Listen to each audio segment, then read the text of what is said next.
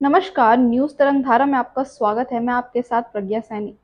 आप देख रहे हैं आज न्यूज़ तरंगधारा का क्राइम एपिसोड। मैं आपको इस क्राइम एपिसोड में एक ऐसी कहानी के बारे में बताने जा रही हूँ जिसको सुनने के बाद आप सब सोच में पड़ जाएंगे कि आखिर ऐसा कैसे हो सकता है। तो इस कहानी को पूरा सुनने के लिए हमारे साथ आखिरी तक जुड़े रहें ताकि आप लोग समझ पाएँ कि हमारे समाज में, हमारे परिवार के अंदर किस तरह से लोगों के मस्तिष्क में, दिमाग में एक अपराध बोध पैदा होता है। तो ये कहानी है हरियाणा के रोहतक के विजयनगर की प्रॉपर्टी डीलर प्रदीप उर्फ बबलू पहलवान की। जी हाँ, जिनके घर में दिन दहाड़े 4 लोगों की हत्या हो गई। बबलू पहलवान रोहतक के एक नामी प्रॉपर्टी डीलर है और रोहतक में रहने वाले अमीर घरानों में से एक घर से हैं, जहां अगस्त 2021 में उनके घर में 4 लोगों की हत्या हो गई। इस हत्या के पीछे किसका हाथ है, ये जानने के लिए हम आपको बताएंगे कि पूरी कहानी क्या है। तो बबलू पहलवान के घर में 5 सदस्य रहते थे। बबलू पहलवान, उनकी पत्नी बबली, उनकी सास रोशनी, बेटी तन्नू और बेटा अभिषेक उर्फ मोनू। वो अपने दोनों बच्चों से बेहद ज़्यादा प्यार करते थे, लेकिन कुछ ऐसी बातें थी जो उनके पिता को यानी कि बबलू को पसंद नहीं आई अपने बच्चों को लेकर। दरअसल जो बबलू का बेटा अभिषेक है, उसकी उम्र 20 साल है। उनको ये पता चला उनकी बेटी के द्वारा कि उनका जो बेटा है वो समलैंगिक यानी कि गे है। ये बात उसकी बहन तन्नू को पता चली, जो जानने के बाद वो काफी दुखी हुई और उसने अपने पिता को इस बारे में जानकारी दी। जिसके बाद उसके पिता मोनू से बहुत ज्यादा दुखी हुए। उन्होंने मोनू को बहुत कुछ गलत बोला, बहुत कुछ सुनाया, उस पर तरह तरह की पाबंदियां लगाई, उसका खर्चा पानी तक बंद कर दिया। और दूसरी ही तरफ उन्होंने अपनी बेटी के नाम प्रॉपर्टी भी कर दी। इन दोनों वाक्यों की वजह से मोनू के दिमाग में यानी कि अभिषेक के दिमाग में एक अपराध बोध पैदा होने लगा कि उसके साथ ऐसा भेदभाव क्यों हो रहा है। उसके परिवार वालों ने उसके मन की फीलिंग्स नहीं समझी। वो चाहता था उसने कि वो अपने जो उसका एक फ्रेंड है कार्तिक, कार्तिक नाम का उत्तराखंड का एक उसका दोस्त है, जिससे वो बेहद प्रेम करता था, जिसके साथ वो रिलेशनशिप में था। उसी के बारे में मोनू की बहन ने अपने पिता को बताया था कि वो उसके साथ संबंध बना चुका है, जिसको जानने के बाद में मोनू पर तरह तरह की पाबंदियां लगा दी गई। उसके बाद में एक दिन मोनू ने अपने पिता से एक ऐसी डिमांड की जो पूरी नहीं हो सकती थी, या उन्होंने की नहीं। उन्होंने उसको साफ मना कर दिया। मोनू ने अपने पिता से कहा कि मुझे अपना जेंडर चेंज करवाना है। उसने सेक्स रीअसाइनमेंट सर्जरी के लिए अपने पिता से 5 लाख रुपए की राशि मांगी, जो उसके पिता ने देने से साफ साफ इनकार कर दिया। इस दौरान वो अपने दोस्त कार्तिक, उसका जो मेल फ्रेंड है जिसके साथ वो रिलेशनशिप में था, उससे मिलता रहा। वो होटल्स में मिलते थे, कभी घर पर मिलते थे। पर घर पर मिलने का जो सिलसिला है, वो ये वाकया घर पे पता लगने से पहले का था। उसके बाद में वो होटल में मिलना शुरू करा उन लोगों ने। इसी दौरान मोनू ने ये सोचा कि मैं किस तरीके से इस सर्जरी को करवा सकता हूँ। उसकी जब पूरी हिस्ट्री बाद में चेक की गई तो उसमें पता लगा कि उसने पूरे 1 साल के अंदर सेक्स चेंज, जेंडर चेंज करवाने के लिए पूरा गूगल पर रिसर्च की हुई है। और वही जानने के बाद में वो चाहता था कि उसके पिता उसको पैसे दे, 5 लाख रुपए की राशि दे, जिसकी वजह से वो अपना जेंडर चेंज करवा कर अपने दोस्त के साथ एक सोसाइटी में एक रिस्पेक्टफुल तरीके से रह सके और उनके रिश्ते को लोग अपना सके। लेकिन उसके पिता ने उससे साफ तरीके से मना कर दिया, जिसके बाद मोनू बहुत गुस्से में था, पर उसने ये किसी को दिखाया नहीं, दर्शाया नहीं। वो एक दिन अगस्त 2021 में अपने दोस्त के साथ होटल में पार्टी करने चला गया। और जब वो घर वापस लौटा तो उसने देखा कि किसी ने भी गेट नहीं खोला और ना ही कोई फ़ोन पिक कर रहा है। घर का दरवाज़ा अंदर से बंद है। वो बहुत घबरा गया। इसके बाद में उसने अपने मामा को कॉल किया और बोला कि मैं घर के बाहर हूँ, घर के अंदर सब मौजूद हैं, लेकिन कोई फ़ोन नहीं उठा रहा है, ना ही कोई गेट खोल रहा है। जिसके बाद उसके मामा वहाँ पहुँचे तो उन्होंने देखा कि घर के बाहर बहुत सारे लोग इकट्ठा हैं और मोनू बिलक बिलक कर रो रहा है।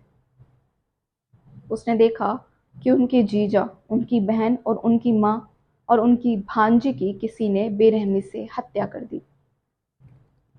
ये सारे वाक़े होने के बाद में पुलिस ने आसपास के लोगों से उनके बबलू के जो फ़ोन रिकॉर्ड्स हैं कि उनको जांचा। उसके बाद में उन्हें कुछ भी सुराग हासिल नहीं हुआ। अपनी एक ऐसी छवि बना ली कि वो बहुत ज़्यादा उनकी मौत से दुखी है, बहुत ज़्यादा उसको इस चीज़ के वजह से डिप्रेशन हो चुका है। लेकिन कहीं ना कहीं जो पुलिस की सुई है वो मोनू पर आकर रुक रही थी कि ये जो हत्या को अंजाम दिया गया उस वक्त मोनू घर पर मौजूद नहीं था।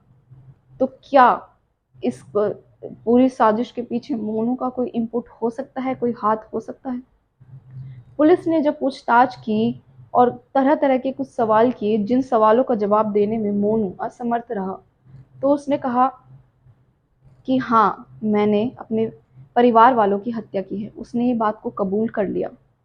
तब पुलिस ने पूछा कि ऐसा क्यों, तुमने ऐसा क्यों किया? तब उसने बताया कि मेरे घर वालों ने मेरा खर्चा पानी बंद कर दिया था। मैं एक समलैंगिक हूँ, एक गे हूँ। कार्तिक नाम के एक शख्स से मेरे संबंध है जिससे मैं बेहद प्रेम करता हूँ और मैं अपना एक sex assignment surgery reassignment surgery करवाना चाहता हूँ, जिसके लिए मुझे 5 लाख रुपयों की ज़रूरत थी। मेरे पिता ने मुझे वो राशि देने से साफ इनकार कर दिया।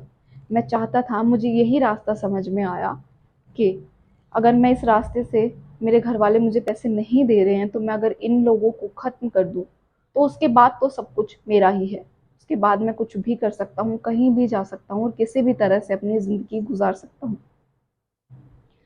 तो उसने उन सब की हत्या कर दी। उस शाम को, जिस शाम उसने अपने परिवार वालों की हत्या की, उस वक्त वो अपने दोस्त के साथ पार्टी कर रहा था। वो घर पर आया, उस वक्त उसके पिता बेड पर लेटकर फ़ोन चला रहे थे। उसने अपने पिता के माथे पर एक गोली मारी और 2 कनपटी पर। उसके बाद में उसने अपनी माँ और नानी को गोली मारी और फिर अपनी बहन को। अपनी बहन का कत्ल करने से पहले उसने एक बार भी नहीं सोचा। उसकी बहन ने 2 दिन पहले ही अपना जन्मदिन मनाया था और उसी जन्मदिन पर उसके पिता ने उसे गिफ्ट में प्रॉपर्टी के पेपर्स दिए थे। जब उसने ये सब किया, उसके बाद में वो सबको मारने के बाद घर के दरवाजे बंद करके पीछे के रास्ते से दोबारा होटल में चला गया और वापस आने के बाद में उसने पूरा एक ड्रामा क्रिएट किया, अपने मामा को कॉल किया और फिर पूरा उसने सोचा कि मैं यहाँ पर पकड़ा नहीं जाऊँगा, मैं फिर सब ये मामला शांत होगा, उसके बाद मैं विदेश चला जाऊँगा, अपनी सर्जरी करवा पाऊँगा, अपने दोस्त कार्तिक के साथ एक हंसी खुशी से एक ज़िंदगी गुजार पाऊँगा। तो इस हत्याकांड के बाद में पूरे इलाके के अंदर एक दहशत का माहौल क्रिएट हो गया और इस वारदात के बाद सबकी मौत उसी टाइम हो चुकी थी, लेकिन उसकी बहन तन्नू, उसने 40 घंटे तक अपनी जीवन के लिए लड़ाई लड़ी। वो एक लौती ऐसी लड़की थी घर के अंदर जिसने ये पूरा वाक़या अपनी आंखों से देखा था, बट उसको नहीं बचाया जा सका। इस पूरे वाक़ये से अब हमें यह सोचना पड़ेगा कि हम जो लोग अपने बच्चों की जो बातें नहीं सुनते हैं, नहीं समझते हैं, हम उनसे एज़ अ पेरेंट ही हमेशा रिलेशन बनाकर रखते हैं। हम कभी नहीं चाहते, हम कोशिश ही नहीं करते कि हम अपने बच्चों को दोस्त की तरह से ट्रीट करें, उन्हें समझें, उन्हें जानने की कोशिश करें। अगर वो हमसे कुछ ऐसे असामान्य बातें, अननेचुरल चीज़ें बताते हैं, तो हम उस पर, उनको समझने की बजाय हम उन पर रिस्ट्रिक्शन लगाते हैं, पाबंदी लगाते हैं, उनका खर्चा पानी बंद कर देते हैं, उन्हें बाहर जाने से मना कर देते हैं। उन्हें कुछ भी करने के लिए 10 बार उन पर उनको रोका जाता है कि नहीं, तुम्हें ये नहीं करना, तुम ये नहीं कर सकते, तुम ऐसे हो, तुम्हें यही रहना है, तुम यही करना है।